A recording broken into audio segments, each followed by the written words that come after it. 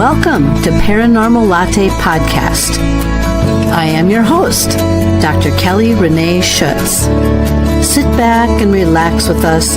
Grab yourself a really good drink. Spend an hour and let's delve into a world of chatter about the mysteries of the unexplained. Whether you are a skeptic or a believer makes no difference. It's not always in your imagination. Enjoy your day. Now that was good. We are broadcasting on the United Public Radio and UFO Paranormal Radio Networks, 105.3 FM from the Gulf Coast and 107.7 FM in New Orleans.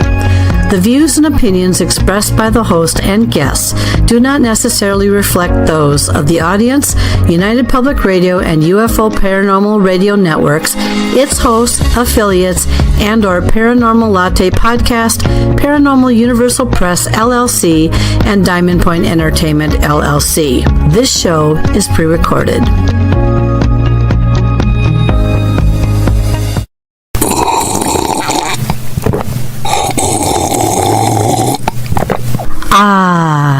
Now that was good. Good day, everyone, and thanks again for joining me for another episode of Paranormal Latte Podcast. My name is Dr. Kellie Renee Schutz, and I am the host and producer of this show. Well, we have a very interesting guest this evening. Kellie Fitzgerald is in the house, and what makes her so fascinating? Well, she's an author. She's written children's books.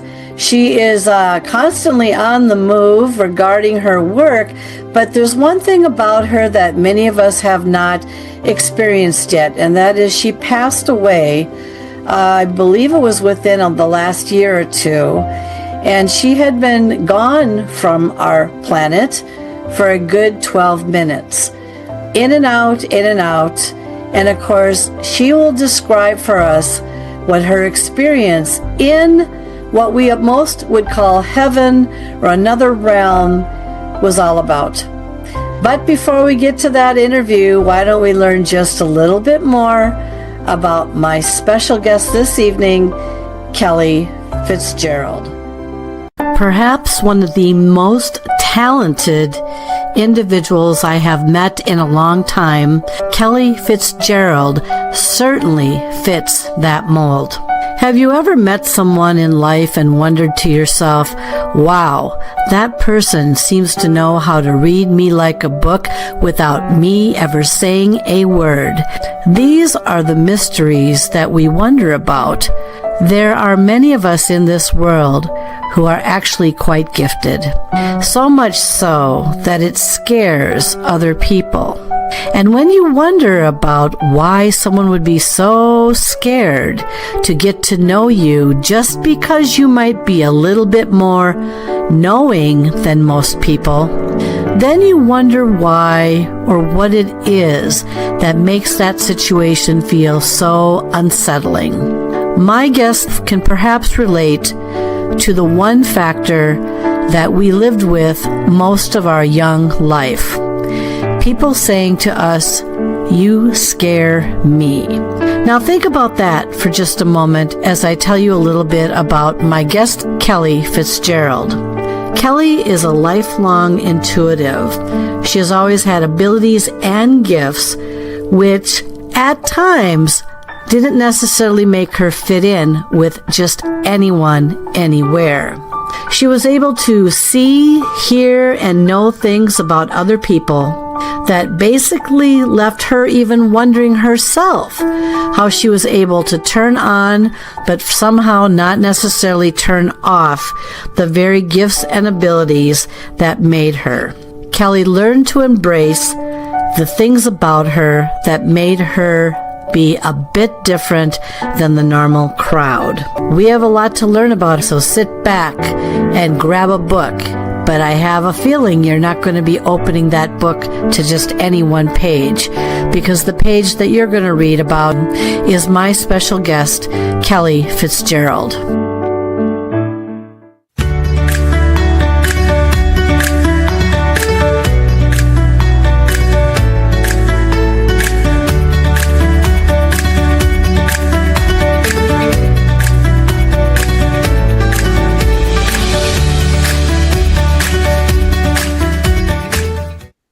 Well, hello, Kellie, and thank you so very much for being on the show today.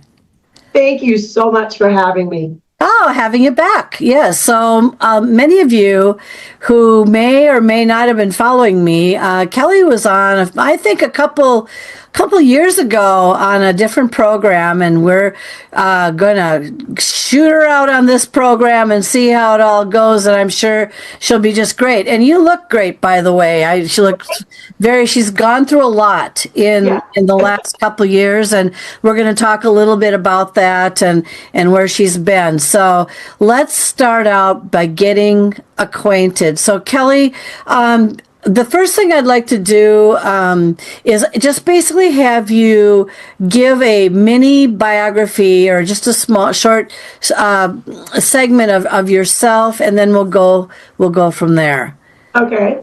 I've always been one of those people that could see and hear things no one else saw or heard. I've always been, we call it on the psychic spectrum in my family. There's many different kinds of spectrums you can be on, but we call ours the psychic spectrum. And I've always been on that.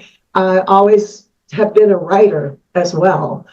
Before I could write down my stories, I would just tell them to people, many of whom were not at all interested in what a little kid had to say.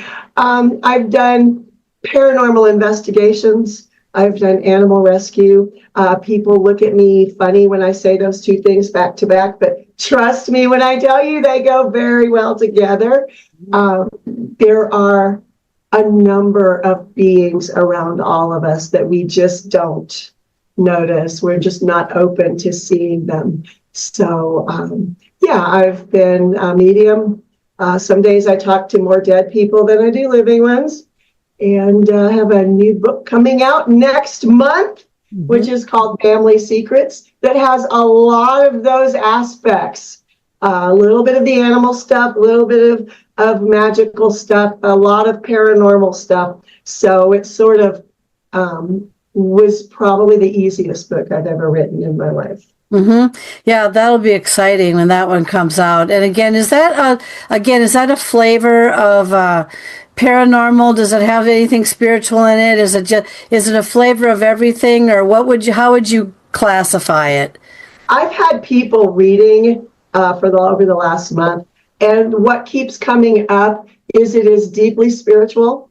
It teaches that love will overcome everything.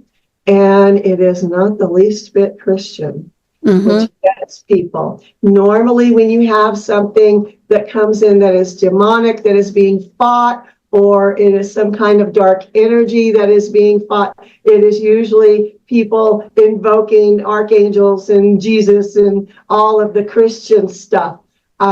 This has none of that. We have a Buddhist monk. We have a woman whose family had been in Appalachia forever, and she knows a lot of root magic and what they called granny magic and that kind of stuff. And that is really throughout this entire book. That's the theme: is there is more than one way. People used to say there's more than one way to skin a cat. There's more than one way to fight a demon too. Yeah. So I think, especially working in the paranormal realms, I think more people need to know that, because that is not really on paranormal shows. It's always call a priest. How about call a shaman? How about call the old woman over here that has grown up with this?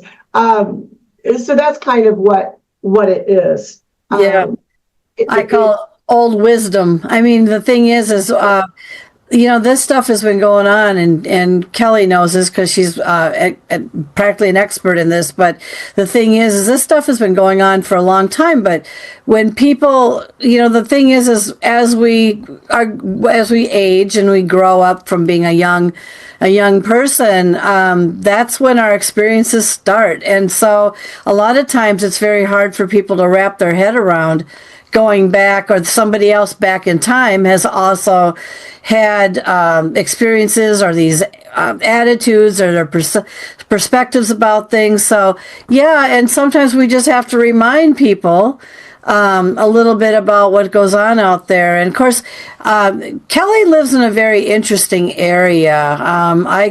Wouldn't call you a mountain woman, but I would call you someone that lives in a mountain. How would you describe your area that you live in? Think 1850s Wild West. Interesting. It is beautiful. There is a lot of stuff going on spiritually and paranormally in this area because some very, very bad things happened to the indigenous people that were already here. I grew up, blonde hair, blue eyes. I was certainly not Native American. And yet I've studied shamanism extensively. There are different packets of shamanism depending on the tribe, depending on the part of the country, depending on which country. Canada has a wonderful, history of this, as does Mexico. So to me, this area, if you know what you are looking at, not necessarily looking for, because they'll just pop up. Yeah. If you know what you're looking at, it's fascinating. There is so much to learn. But this is the wild, wild west still today. And not a whole lot has changed. There is a nearby town who is essentially the same as it was 100 years ago. Cool.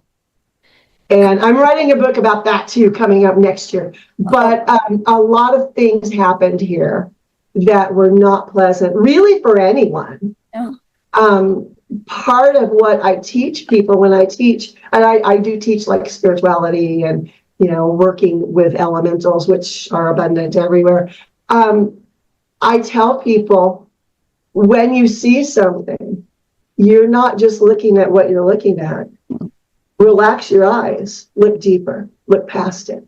There may be a stump, and I was up in the mountains recently with 2 students, and we saw this stump. There have been a number of major fires up in these mountains. Mm-hmm. And we were looking at this stump, and it was burned, but it had burned where it went down into the center of the stump, and a new tree was growing back out of the center of that. Yeah. And we were looking at it going, wow, isn't that amazing? Look what nature will heal herself. Yeah. And I said, but what else do you see? And they're like, huh? Step back, relax your eyes, take a deep breath, look past, don't stare at, look through. What do you see? And then a whole new world opened up. And those are the things I think we need to pay more attention to teaching people. Yeah. Because it is all very real. Just because you don't see it doesn't mean it isn't real. No, that's exactly part of my theme. Just because you don't see me doesn't mean I'm not here. Sometimes it is here. And a lot of people do say that these living, trees, flowers, everything that you can think of, even, I don't know, I have a hard time sometimes wrapping my head around rocks, but, they even say that that's kind of a living type of inanimate object or whatever. And it's just kind of, I know people see it and they go, well, it's just a rock, but I don't know. There's energy in everything, including these rocks. And by the way, she lives up on a mountain where that sun is probably pretty penetrating. And so everything around her is getting a good solid dose of rays or energy or something. And so I can only imagine, I would love to be just something looking at that town that you're talking about, that back, 100 years ago, when these things just kind of sit stagnant, they still have life to some degree. It's just we don't necessarily see what the life is, even though is it an abandoned town? No, it's not completely. But if you look at it, one of the things that I have done throughout my life in meditation is if I want to look at the energy of something, I have the ability to raise above it and look down. And you see the spirals, you see the tendrils coming off. And a lot of them around that particular town are very, very dark. And when you ask questions, and I ask question after question to my guides, and like I said, I did study shamanism, so I have that avenue as well with Native American peoples that I have studied with, and living and deceased, and stories about things that happened and how horribly the Native Americans were treated when white settlers came here, and all of these terrible, terrible stories that you will not find in a history book. But these people believe these things happened. And you have to look at a whole culture. It's not like one kid said something, 100 years ago. The whole culture is in agreement. This is what happened.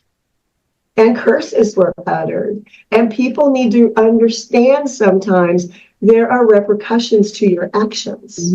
Yeah. Karma works. Yeah. It's always a good thing to go in with an open heart rather than letting your mind go, nope, I'm doing it this way, this, because that'll get you in trouble. Maybe not immediately, but it will down the road. Well, it's fascinating, and I agree. I mean, a lot of us, we just keep marching to the beat of the drum here, but there are things that do happen and affect people that do last a very, very long time. So let's jump back for a second, because again, for those of you meeting Kellie here for the very first time, how did you fall into either paranormal or otherworldly or spiritual? How far back can you go, and what happened that started either your awakening, or you just realized that there's another part of this world here? I could always see things that nobody else could see. It was, well, my very first memory is they put the baby in the haunted room is what they did. That's what they did. I don't know if that's what did it, but my first memory is of, I always thought he was a male figure leaning over the crib going, like he couldn't breathe. And it didn't scare me. I thought it was the funniest thing ever, and animals have always been around me. It took me months to realize the cat I was playing with was not a live living cat. I just saw them as real. They were there. What do you mean there's not a cat there? I'm petting it right now. And it really freaked people out in my family. They're like, oh no, what do we do with this one? But it's been a lifelong, I tell people it's been a lifelong affliction. And I mentioned to you before we started the show, I have been battling with some health issues. And about a week ago now, I did my first paranormal investigation in months. And I was like, yes, I'm back. It's just something when it gets in your blood, you can't get it out. It's like, that's who you are. And since I've always spoken with other beings, to me, it's fun. It's learning. It's, why are you still here? Why are you being mean to that person over there? What did they do to you? That kind of stuff is just really interesting to me. It's, walk into an old Victorian home in San Francisco, and I had bought it. It had been abandoned. I was going to, restore it a bazillion years ago. This is not recent. But, I walk in and there's this little room that's like barely bigger than a closet. And I said, all right, why'd you do this? And I hear we needed storage. That is where the brooms and mops were kept. You walk through it. There was room over here for cleaning supplies, room over here for cleaning supplies. There was no other storage. Okay, I get it. And then, the real estate agent at that point thought I had lost my freaking mind. But I said, this was where they stored cleaning supplies. See, you can tell on the walls, there used to be shelves here. Somebody removed the shelves. If there had been shelves there, I could have walked through and said, oh, this was storage. But because the shelves were gone, it made no sense at all. So you learn a lot being open. But people get confused. You're not leading with your mind. You're leading with your heart. And yes, you need lots of protection before you do this. But you learn how to do it. And you learn that sometimes beings that look mean or horrifying are the sweetest entities you can come across. And that's why you lead with your heart, because your head as a human being is going to put you into fear mode. And if you're afraid, you're not going to see anything. You know, I told this story a long time ago where the very first time I went scuba diving, and I had always wanted to. I grew up around water. I wanted to scuba dive. And the first time was in the Bahamas, went scuba diving. All the fish were black. I could see no colors because I was so afraid.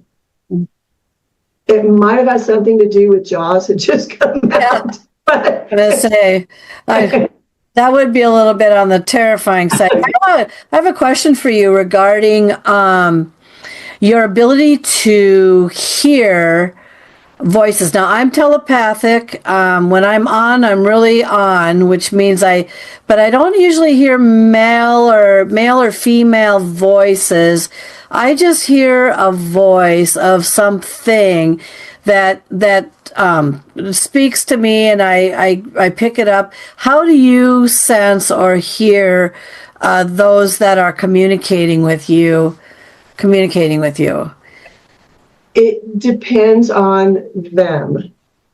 I did a reading the other day for someone, and she said the same thing you just said. You know, I kind of hear, but all I hear is this one voice. Well, that is your higher self, most likely, and you just need to move out of the way, let the other ones come through. And I hear distinct voices. If it is not going to be a distinct voice, it will be a distinct picture. Mm-hmm. You know, I kept seeing images of old trucks and more old trucks, and they were all different colors and all different makes and models. And I said, okay, they're showing me a series of old trucks. Her grandfather had a truck car lot, I guess a truck lot. Truck lot. Mm-hmm. And she said, that's Grandpa. Okay. Didn't hear a voice, but I was seeing pictures. Mm-hmm. And it depends on them. A lot of the time, they don't have enough energy, or they haven't been there long enough. People always I want to communicate with my mom died. Okay, well, when did she die? Well, yesterday. Okay, she's not going to talk yet. You know? Yeah. Not going to talk yet. But, sometimes they are quite chatty. I have a personal guide that I received from an old client. She passed away. And when I would do readings for her, she would always talk about Dewey. Dewey. And I'm like, Dewey?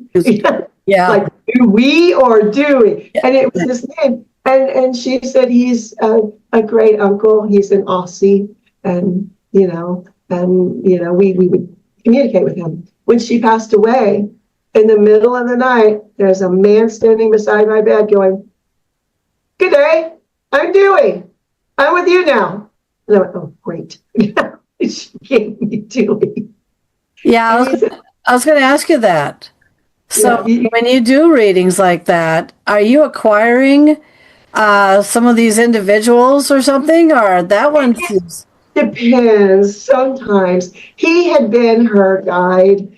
And sometimes when we ascend, when we go on to the next level, if we have done enough work as a human being and we are ready to ascend to the next level, and maybe that's where reincarnation comes in. Some of us take a lot longer to get there than others. Mm-hmm. But when we do that, we have choices. People think, oh, I just kick back forever. No. There's still work to do. And you can be a guide. You can choose that to be a guide, either for loved ones or for people you just resonate with. Mm-hmm. And in his case, which he is a Kiwi, not an Aussie, she was incorrect. He says he's a Kiwi. And he just decided well, I was guiding that one, I'll guide this one now. And they can do that. Sometimes they will flip between family members. You have a large family and like a father figure crossed over. He may come to this one and then that one and then this one and over there. They can choose to come back into a family if they want. I don't know why anyone would want to, but but that's a choice. So people have some misconceptions with what happens, when we die. Choices. Yeah. So speaking of, Kellie has a story about when she died, and I believe, if I recall this correctly, correct me if I'm wrong, didn't you say you were pronounced dead for about 12 minutes? I can't remember. Is that right? Yeah. They kept bringing me back and losing me. What was happening, and I told one of the EMTs that was working so hard on me, turned out to be a friend of a friend, and he wasn't going to give up. He was like, nope, I'm not going to be the one to tell her. Nope, you're not going to.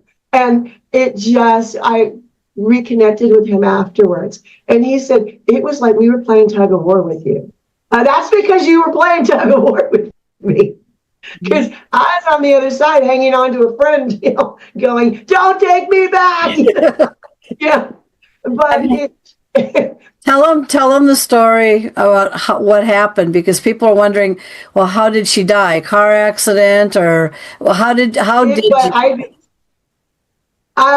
ultimately my heart stopped, but it stopped because of an infection. I have, and you can still see I have a scar right here. I have a number of autoimmune issues. One of them gives me sores in my cheek. They're like big cysts. And it's happened for decades. So usually when it happens, I go to the doctor, they give me antibiotics, it goes away, no big deal. But out here in the Wild Wild West, I went to the doctor. They said, yeah, it's infected, just wash your mouth out, like every couple hours and it'll be fine. I'm like, I need antibiotics. You're not getting this. I need antibiotics. Oh, no, they've been overprescribed and we think this will heal up. Well, it didn't heal up. And I got sicker and sicker, and it got into my bloodstream, and it went to my heart, and my heart went, no, and stopped.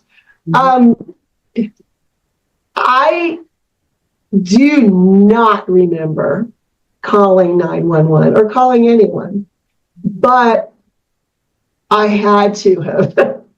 So I don't know. I guess they kept me alive long enough to make sure help was on the way. Or the dogs are really talented. Either one. It could go either way. But when the ambulance got here to my house, they realized I was dying, and they had to keep me alive. And they did not have the experience or the equipment to do that. So I sat on my front porch while a horrified looking, very young ambulance technician was staring at me like, what are you waiting for? I'm dying here. Well, they called another ambulance.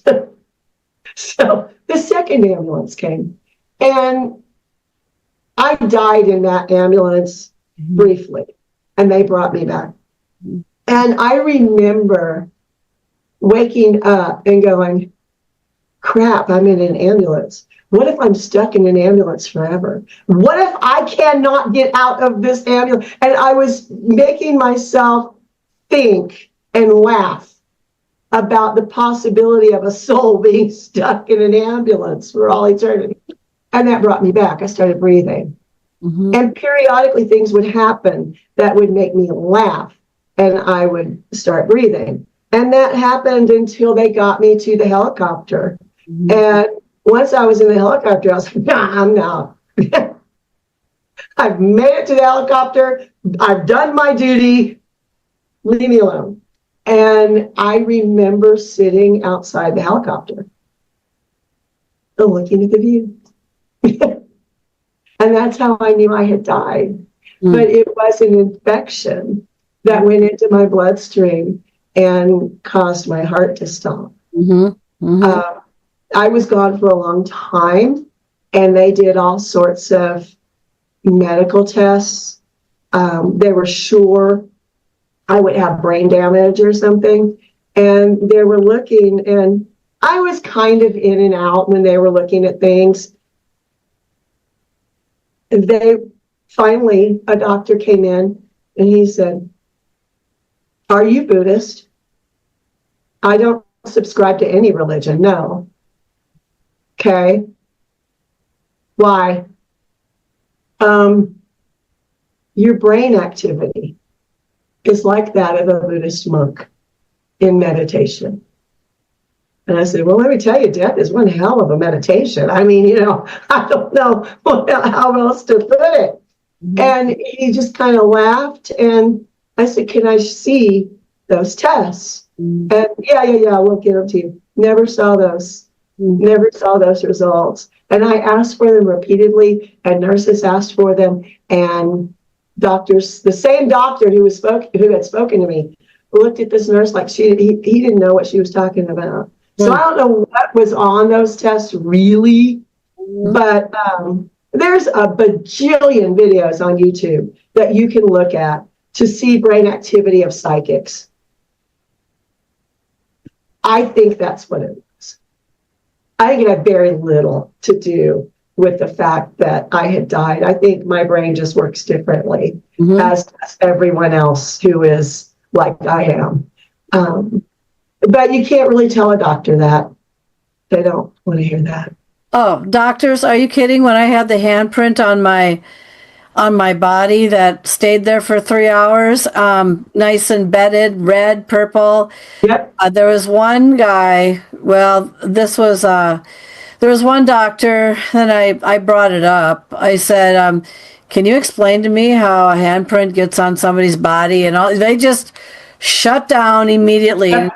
I have to preface this, though, again, and I bring it up periodically on the show, because I've worked in law and I've worked in all kinds of things, and depending on what you're trained in, there are ways that you have to look at things, think about things.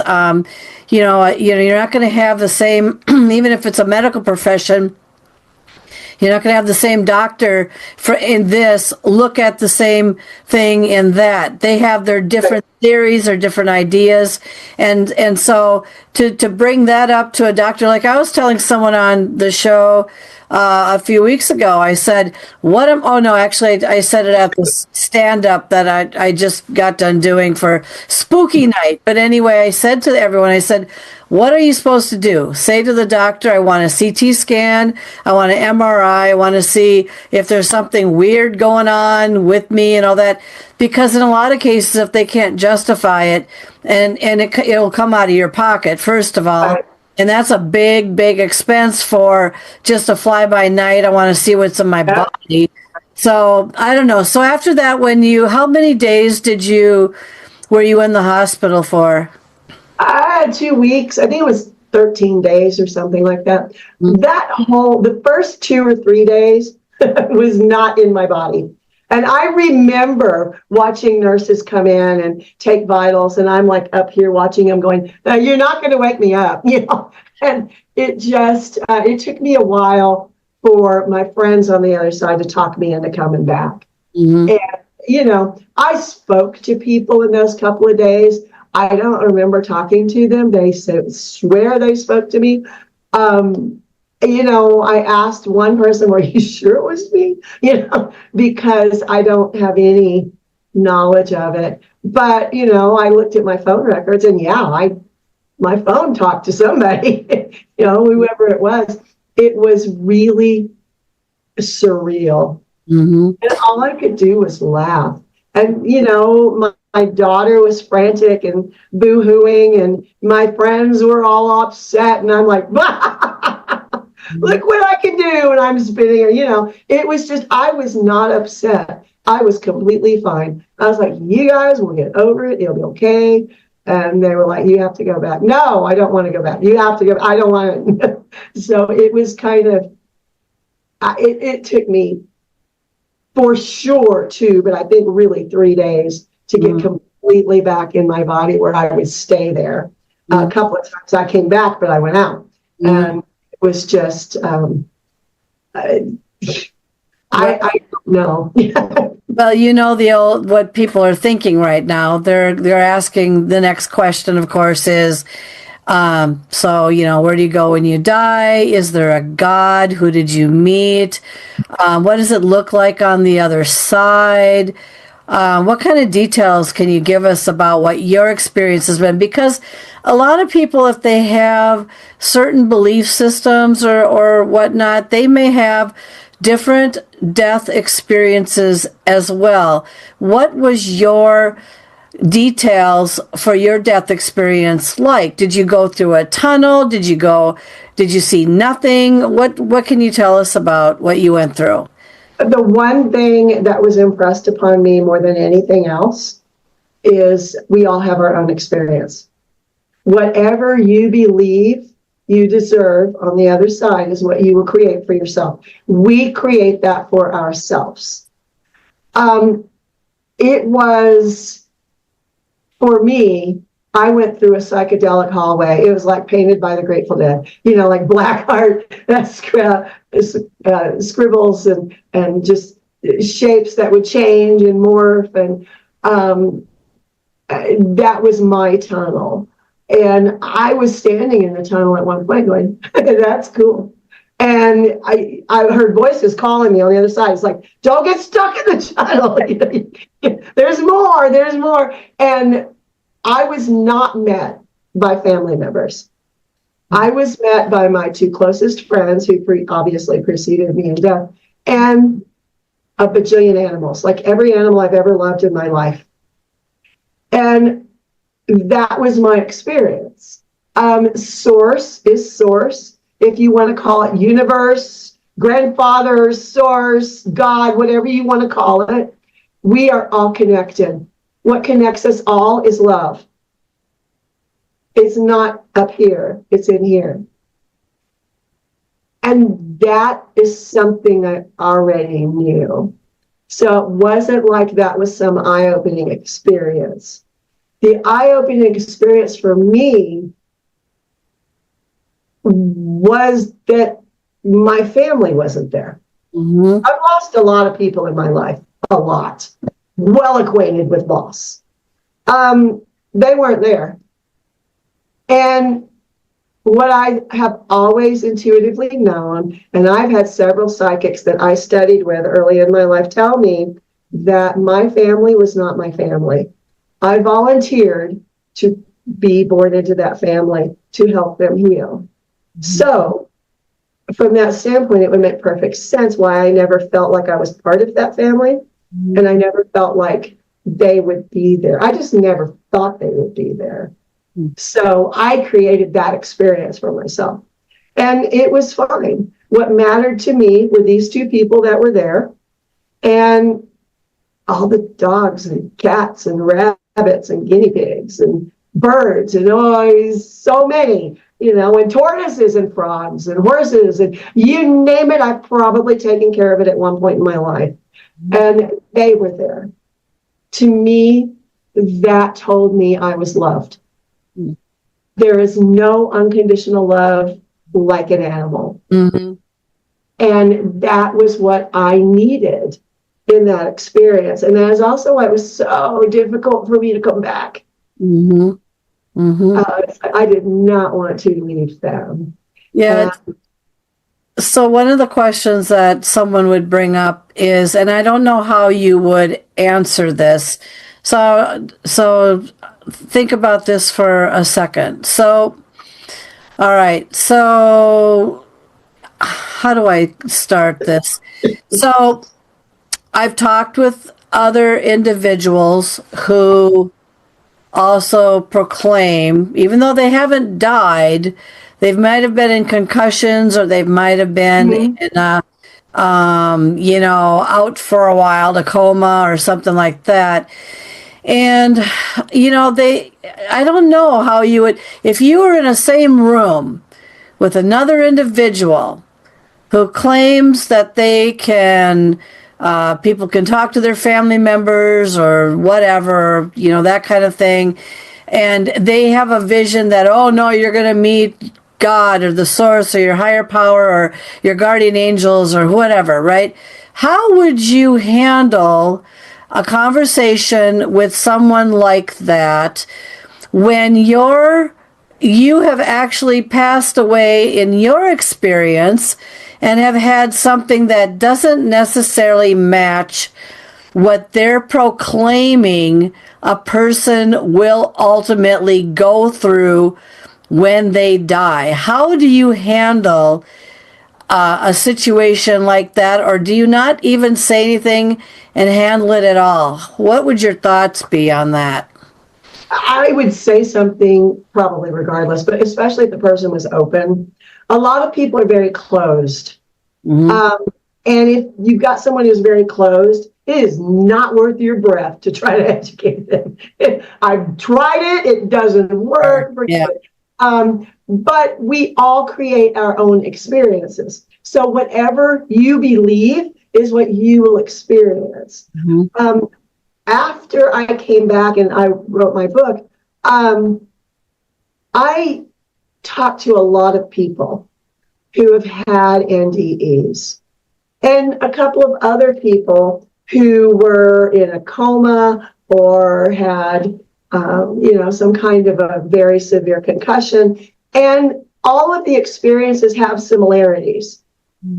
We all always have the ability to speak to those on the other side. Most of us never develop that.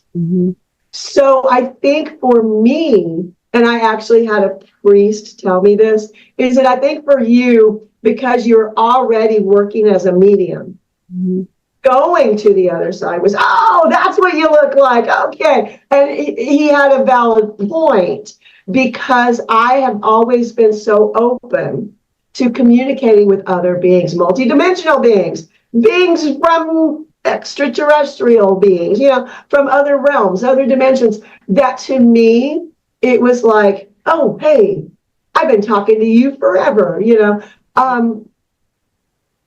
So maybe my experience was a little bit easier in some ways than a lot of other people. But I have spoken to a man who swears he went to hell.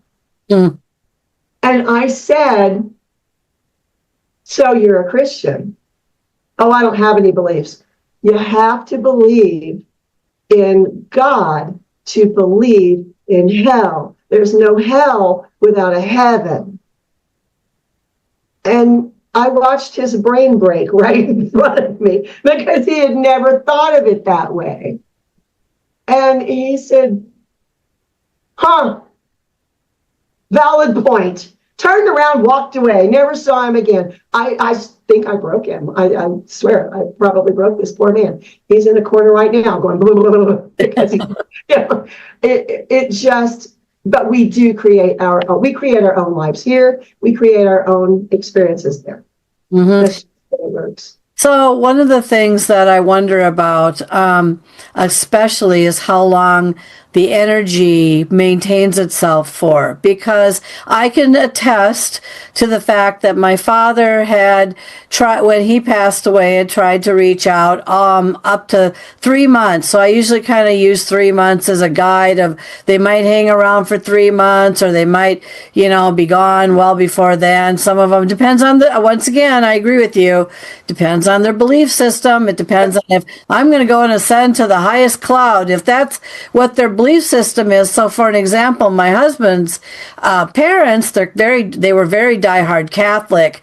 And I said, I've asked him a handful of times since their death, since the day that they were buried, I had an experience with his mother and also with his father, but there hasn't been hide nor hair of any kind of essence of them hanging around at all. My dad, took till like February, 3 months. When I say February, December, January, February, before I finally, at that point, he just kind of, didn't necessarily stop by anymore. So Right. I don't know. What are your thoughts about how long energies hang around for? It depends again on the person, but I will tell you, sometimes people reach out before they go. Mm-hmm. My grandmother did that. I was sound asleep. My daughter was sound asleep. My grandmother died, and she came and woke us up and said, "I'm going now." And we're like, "No, you're not. Get back here." But that is, I've heard of other people having those experiences. Once they're on the other side, the soonest one I've been able to contact is about a month after they have crossed over. And people don't understand that. And here's how that works. An energy body is very different from our physical bodies. And on the other side, you have no physical body. You have an energy body. And to come back and communicate to your loved ones, you need a lot of energy. You need to build up that energy. Otherwise, you're going to come back and you're going to scare people because you're going to be an energy blob. They're not going to recognize you. So most people wait.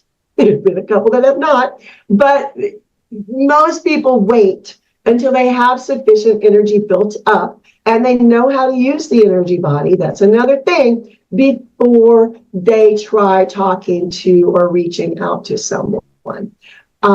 I have had a couple of people, we got called in, I work with a couple of people doing paranormal investigation. We got called in because someone thought they had a demon in their house. And I went, not likely, but all right, we'll be there. And we walked in and I feel an old woman in an old like house dress that they used to wear with an apron on. Yeah. And I see her in the kitchen and she's got gray hair and she's got those bobby pin things keeping it up here. And I saw her and she looked and she smiled at me. And I went, okay, clearly not a demon. Yeah. And I asked questions. What are you seeing? What is going on? How is it, and they had freaked themselves out because initially when she started appearing, she was a blob. So they would get up in the middle of the night, they would see a blob. Oh, it's a demon, it's a blob. No, it was your grandmother trying to say hi, but she didn't have enough energy left, yet. And people jump to conclusions. Mm-hmm. Nothing against Christianity, believe what you want to believe, but they are the most likely, in my experience, devout Christians are the most likely to jump to that conclusion that something is demonic. Yeah.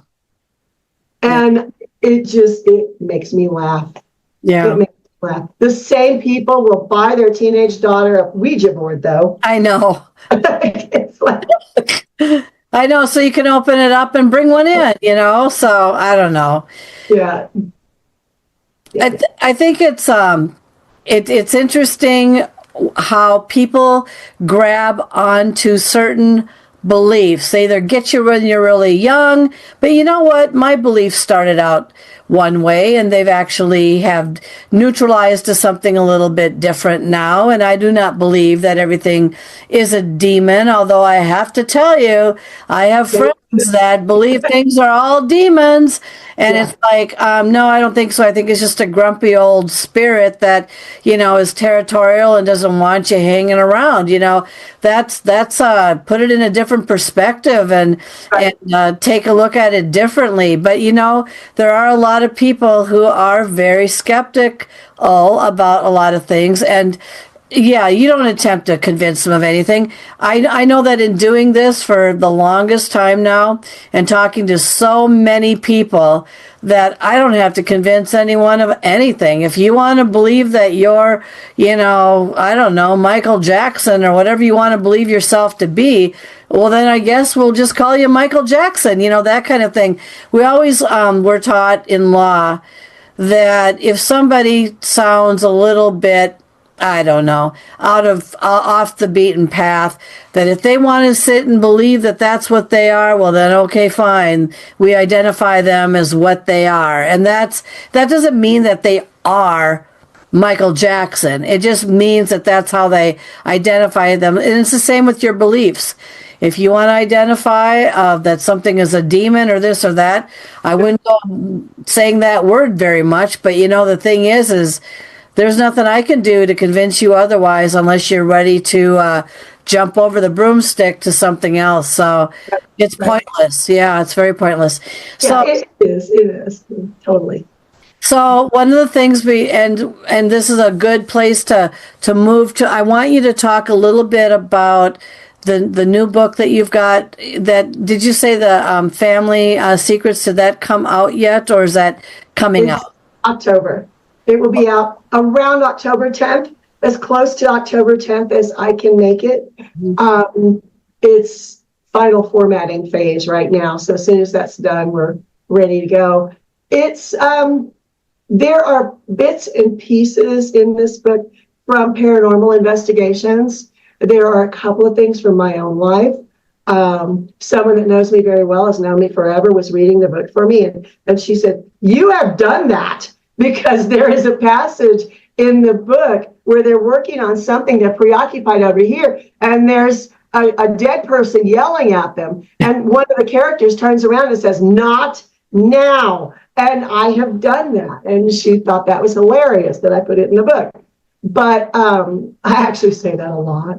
It's about one family. And it's about how they started out very bright, very light, very loving, very giving. And one very powerful woman in their ancestry dealt with a lot of loss by herself, and no one would help her. And she allowed that grief to fester and to make her mean and make her very angry and make her very vindictive.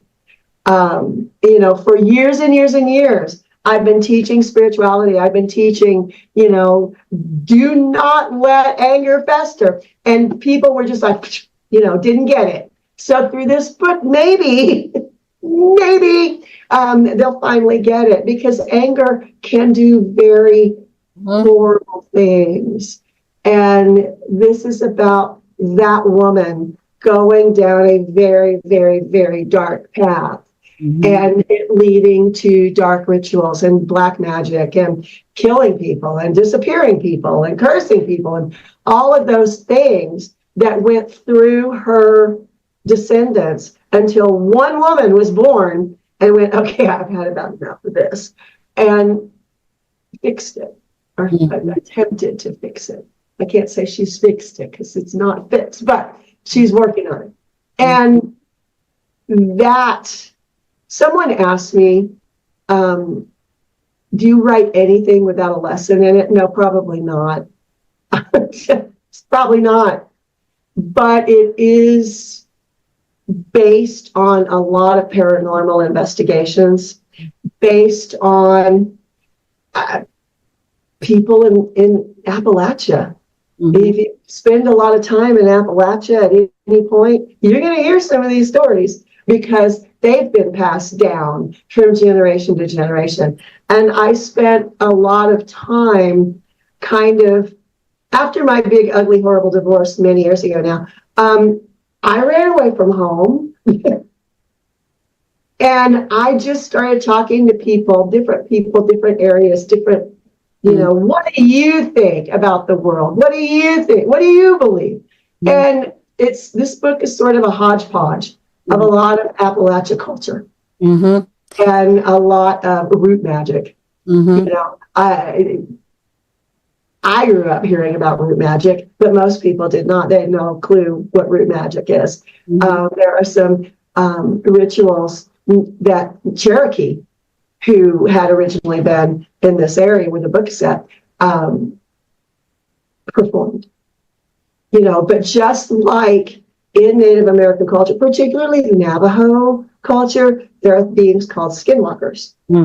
Desert Southwest. Yep, here we are. And it is kind of a similar story to what is in my book. It's someone who started out on a good path. They're a very good person, very positive person. And something happened that made them go, nope, and, take a left turn.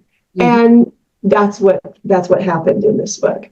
No, it's very interesting. That's interesting, and it's people can relate to this stuff. Think about how you come into this world, and some people are destined to either go to misfortune because of, maybe the upbringing, the environment, the whole 10 yards. Some of them want out of that, and so they change their lives to try to make their lives better. It sounds like there's a lot of interesting points in this book that will make people think. And on that note, now, how do people reach out to you? Website? Are these books on Amazon? I know she's got more than one, but are these? I have a whole bunch of books on Amazon. This one is not yet. It will be. Yeah. The best way is probably ibbylanepress.com. It's IBBILANEPRESS.com. There's a way to reach out to me there. You can also find me on YouTube. I'm on all the social media. I'm a little bit of everywhere. If you spell Kellie with an IE, you'll find me, Kellie Fitzgerald. So. Yeah, and I'll make a note of that so that way they'll see that. But yes, Kellie can be spelled 2 different ways, or 3 different ways actually. There's one. A lot of different ways. Yeah. Yeah, and can you also be reached on Facebook as well? Yeah. Okay, and I'll have all this in the show notes. So, well, when that book comes out and you're ready to write that next one, especially about that town, for next year, that's we'll have you back and we'll talk something about that town, because people are fascinated by these old Western towns, even if they're half alive or half gone. They do leave their mark. So anyway, on that note, thank you so very much, Kellie, for being on the show today. Thank you. Thank you for watching and listening to Paranormal Latte Podcast. We have been broadcasting on the United Public Radio and UFO Paranormal Radio Networks, 105.3 FM from the Gulf Coast and 107.7 FM in New Orleans, as well as several listening platforms. The content, music, and creative sound effects as heard on Paranormal Latte Podcast are copyrighted and licensed commercially to Dr. Kellie Renee Schutz. Please do not reproduce in any manner without the express permission of Dr. Kellie Renee Schutz, Diamond Point Entertainment, LLC, Paranormal Universal Press, LLC, Paranormal Latte Podcast, and or any affiliated networks such as the United Public Radio and UFO Paranormal Networks. The opinions and information expressed by the guests, hosts, and sources as heard and seen on the Paranormal Latte Podcast are not necessarily those of Diamond Point Entertainment, LLC, Paranormal Universal Press, LLC, Paranormal Latte Podcast, and the United Public Radio and UFO Paranormal Networks, as well as their producers. Although the content of the shows may be interesting, the information and opinions within are deemed for entertainment purposes only. Subscribe to continue your enjoyment and interest, and thank you for making Paranormal Latte Podcast part of your day. Now that was good.